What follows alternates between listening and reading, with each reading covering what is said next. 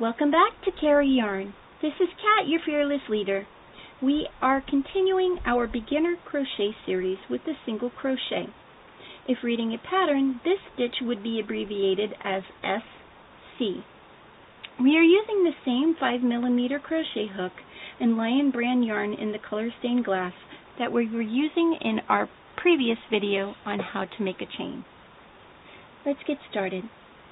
Prior to starting with the single crochet, you should have watched our how to make a chain video. If you haven't done so, please pause here and I've linked it down below. When you've got 30 chains created, come back and we'll get started. Single crochet is just one of the stitches you'll learn when you're crocheting.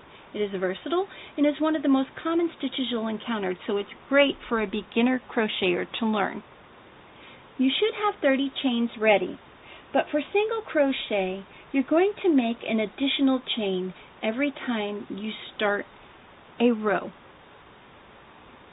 If you didn't, you'd be short a stitch in your pattern.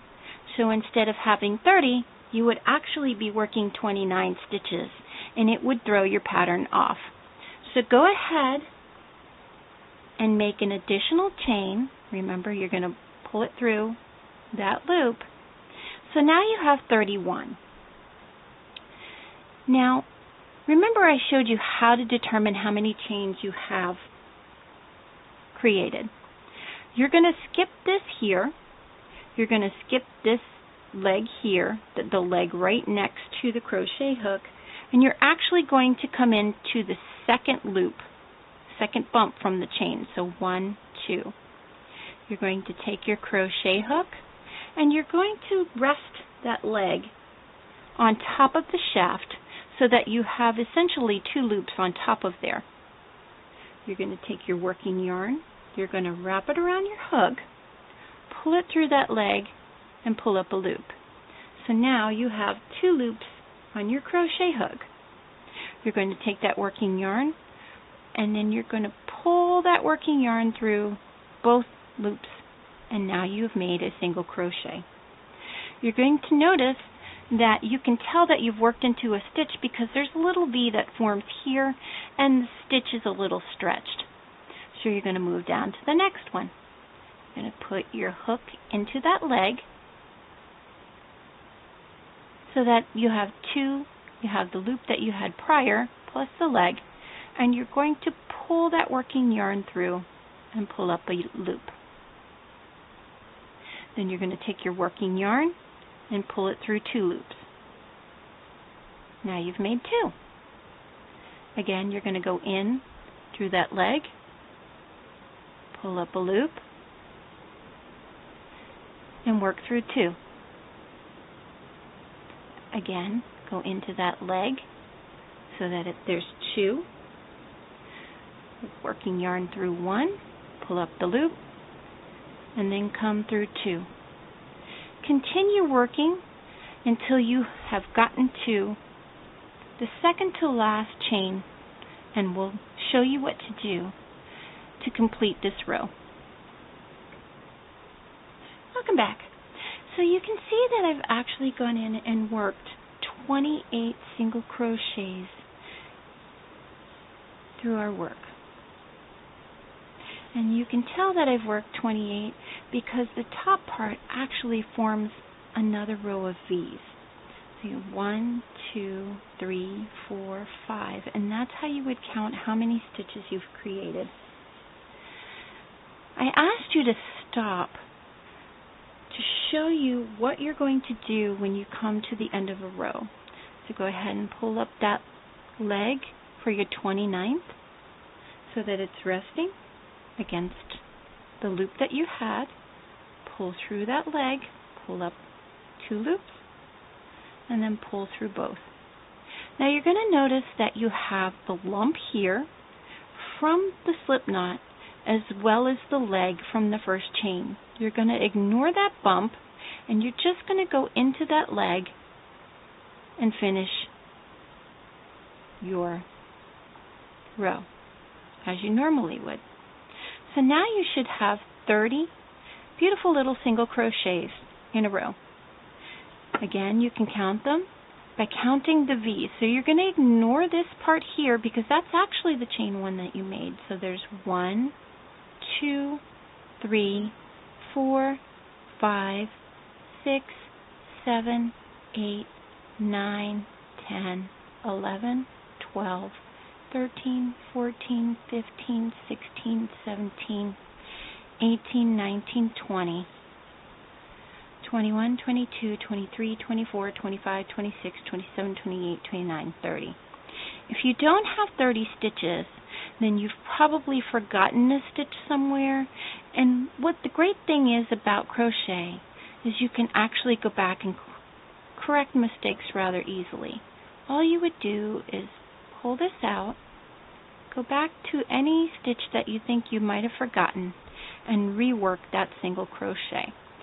So say you have forgotten this leg here, you've actually gone back and pulled through so that you have the loop on your hook, and you can go back and work those single crochets as if nothing happened.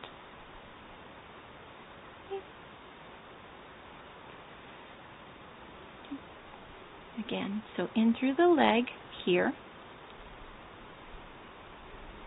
pull up that loop, and then pull through 2. In through the leg, pull up a loop, then in through 2. In through the leg, pull up a loop, now in through 2. In through the leg, pull up the loop, and then through 2. And then the last stitch, you're going to go ahead and finish that up. Remember when I said that with single crochet, you're going to chain an additional stitch. So what you're going to do is you're going to go ahead and chain another stitch. And you're going to take your work and you're going to turn it over so that you're working that way. And you'll notice that the tail is now on your right side, where before it was on the left. You're going to tug this down so that that stitch isn't too loose. And you're going to actually come in like with the previous. You're going to skip that chain and you're going to work in the second one from the hook. But instead of going in and working just that top leg, you're going to go through both legs. So you're going to make sure that you have both stitches on that V on your crochet hook. So there's your V and there's your loop. Now there are some patterns that will tell you to work through the back loop, which is the one on the top, and some that tell you to go through the front loop, which is the one on the bottom. But with regular single crochet, you're going to go through both legs, pull up a loop so that you have the 2, and then you're going to pull the yarn through. Again, make sure both loops are on there. So it's actually going to look like you have 3, but you only have the V and that loop. So you're going to pull down a loop, and you've made 2 single crochets. Again, you're going to make sure that you have both V's, both legs. So the V is on the crochet hook with that loop that you created. You're going to wrap the yarn around, pull it through both so that you have 2. Again, make sure that that V is completely on your crochet hook. Pull down that working yarn, pull up a loop, and pull through 2. Keep going until you get to the second to last stitch, and I'm going to show you how to turn from here. Welcome back. I've now almost completed my second row of single crochet, and you're going to notice that your fabric is starting to form. I wanted to show you what it's going to look like when you're going to finish your second row. Go ahead and go into the 29th stitch, pull up a loop, pull through 2. Now you're going to notice that the last stitch has a little bump and the V. The only thing that you're going to be working in is that V. Consider the bump like you would that slip knot bump when you first started with your first row. So go ahead, put that last V on your hook, pull the yarn through and pull up a loop, and pull through 2. So you've now completed your second row of single crochet. You're going to pull up another loop. Remember, you always start with a chain 1, and you're going to flip your work. And you're going to notice that your tail is now on your left-hand side. This is how I count my rows. So if it's on the left side, I'm on an odd number of rows. If it's on my right side, I'm on an even number of rows. And you can tell how many you've worked by counting these little V's that you see forming. So you have 1, 2. So if you ever lose track of your stitches, you'll see a little V here and a little V here. Or if you look at it from upside down, they look like little trees or little pi symbols. So you have a pi symbol here and a pi symbol here. So 1 V and 2 V's. So you've worked 2 rows. Now, as with knitting, crochet is easy to fix. You can always pull it out, go back, and try again. So you can actually conserve yarn by just pulling it all out and using that same yarn that you were using prior. I use the cotton because the beginner project is actually going to be a pot holder, and I found that with anything that you want in the kitchen, a cotton yarn is better because you can wash it and it'll hold up its shape. So once you feel that you have your single crochets down, come back and watch our How to Make a Pot Holder video, and you'll be able to create your first crochet project. If you like this, go ahead and subscribe. If you like the video, hit the like button down below. You can follow me on Facebook, Instagram, Twitter, and as always, if you have any questions, go ahead and send me an email, and I'll get back to you as quickly as I can. Thank you for watching, and have a great day. This is Kat with Carrie Yarn.